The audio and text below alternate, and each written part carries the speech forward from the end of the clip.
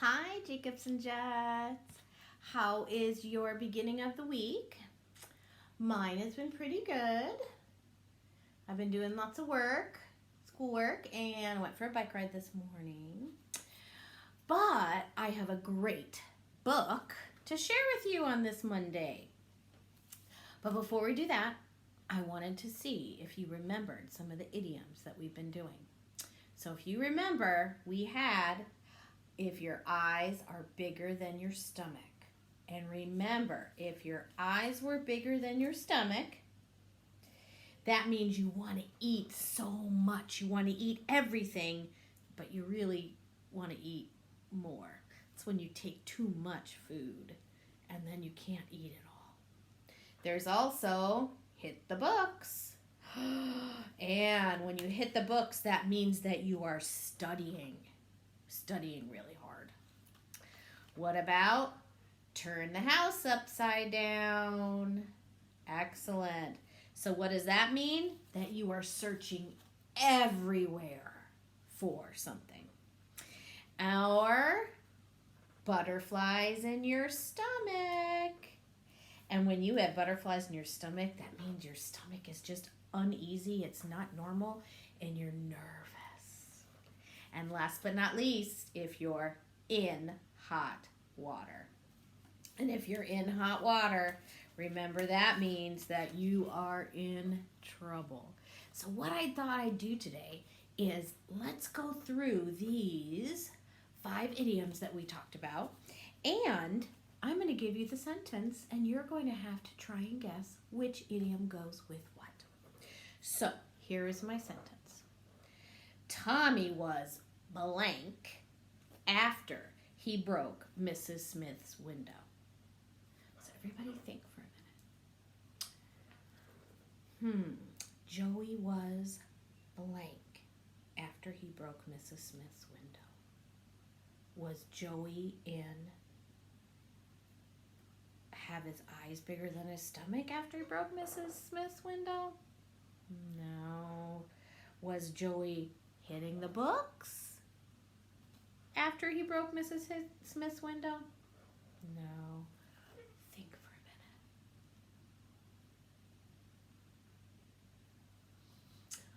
a minute. Which one do you think it is? Here it is. Johnny was in hot water after he broke Mrs. Smith's window. Yay for you if you got it right. Woohoo! 4 more to go. I always get blank before a big game. Do you always get in hot water? Oh, we did that one. Do you always get your eyes bigger than your stomach before a big game? No.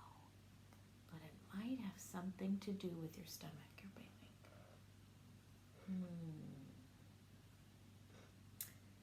Which one is it?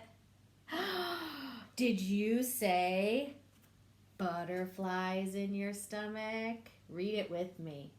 I always get butterflies in my stomach before a big game. Oh, I love that one. Love that one. All right. Here we go. I wanted to eat it all, but blank. I wanted to eat it all, but blank.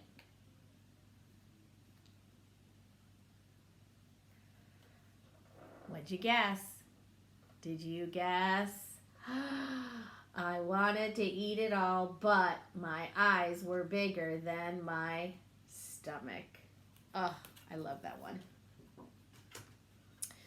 All right. Here's number 4. We're having a test tomorrow, so I'm going to blank tonight.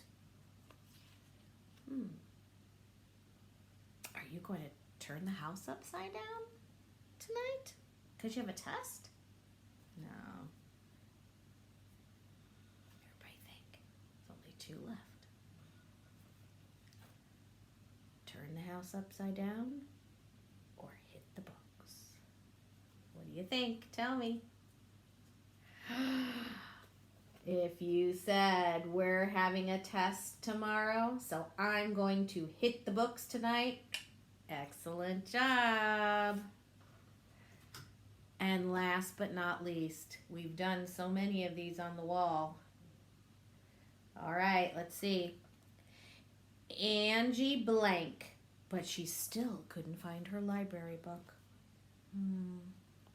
Angie blank, but she still couldn't find her library book. Oh, what do you think? Say it. Which one of these behind me? Did you guess?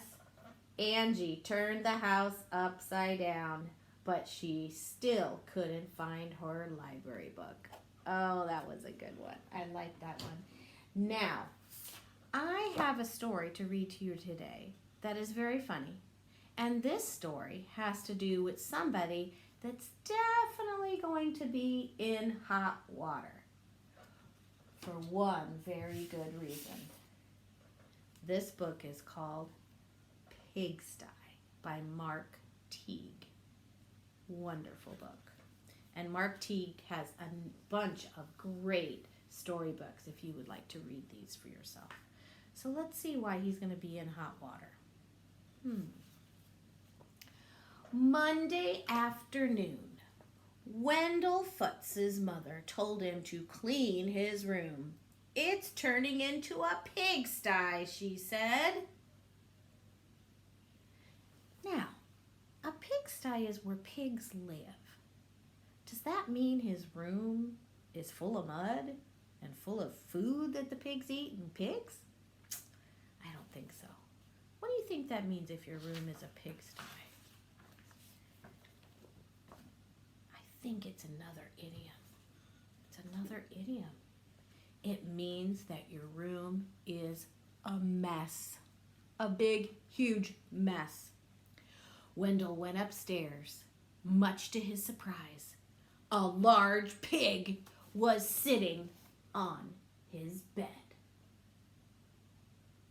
Oh, maybe his mom was right. Pardon me, said Wendell. He shoved some toys into his closet, but the pig didn't seem to mind the mess, and Wendell found that he didn't mind the pig either. He decided to take a break and look at the pig, sitting there eating potato chips in his bed while Wendell was putting everything away.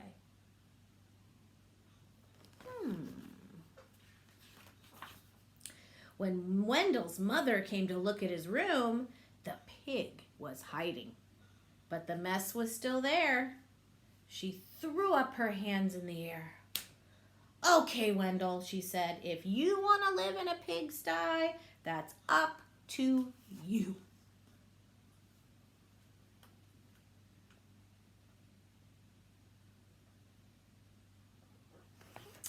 He cleaned a little, but that room is still quite messy. Wendell could hardly believe his luck. Now I can live however I want. He didn't even worry when he came home on Tuesday and found a second pig in his room. The mess had grown a bit worse, but he was able to jam most of it under his bed.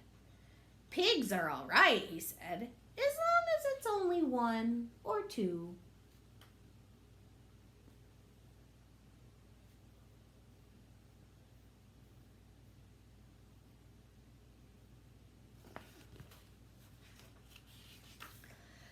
In fact, they had a wonderful time.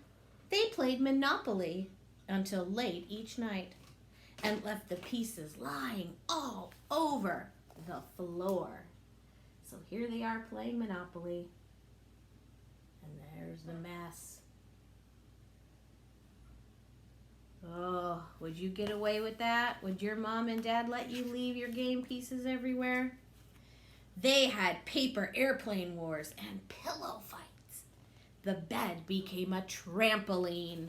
Oh, there's those pillow fights. And there they are, jumping on the bed. Ooh, this doesn't sound like it's working out very well. Then two more pigs showed up. And the mess grew and grew. There they are. And in walked 2 more pigs.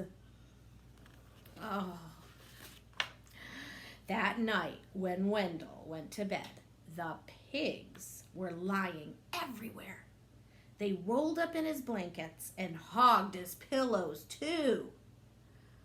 Wendell told himself he didn't mind, but then he found hoof prints on his comic books. Ooh, I don't know. That doesn't look very comfortable, does it? Look at those prints on his special books. Oh, it's not sounding good. And Friday, when he got home from school, he saw that someone had been sitting on his basketball. And his cards, baseball cards, were chewed. Oh, these pigs are getting out of control. That does it, said Wendell. I've had enough. And he ran downstairs to tell his mother. Sorry, she said, but your room is your responsibility. And she handed him a broom.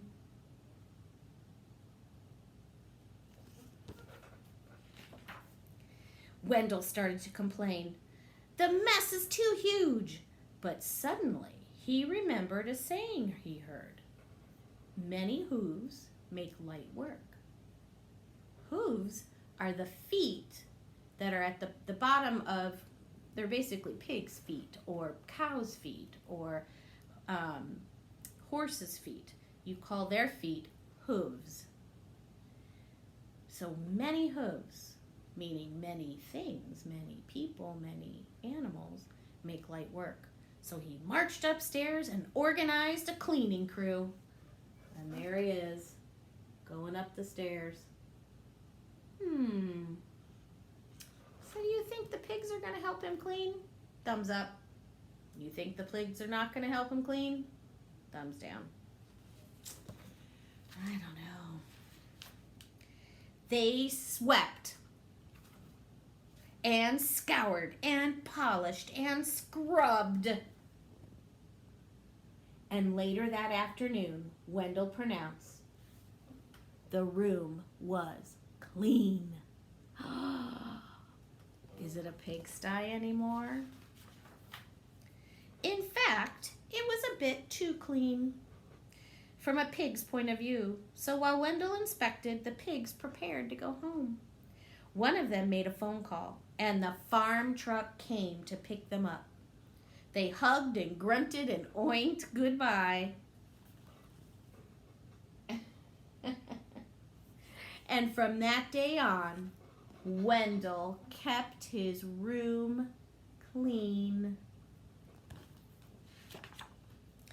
Except for those nights when his friends came over to play Monopoly.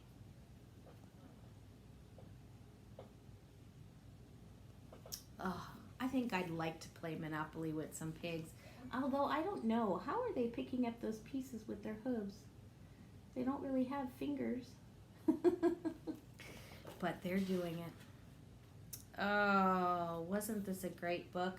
I hope your room is not a pigsty, because I don't want you to be in hot water around your house. So, thank you so much for listening to my book. And I am excited for another week of wonderful at-home school. But as always, I miss you guys. So big hug for Mrs. Christ and a big smile. And I have a new goodbye. Blow a kiss, jellyfish. Everybody, let's say it. Blow a kiss, jellyfish. Oh, I love it. All right, I'll see you next week. Have a great day.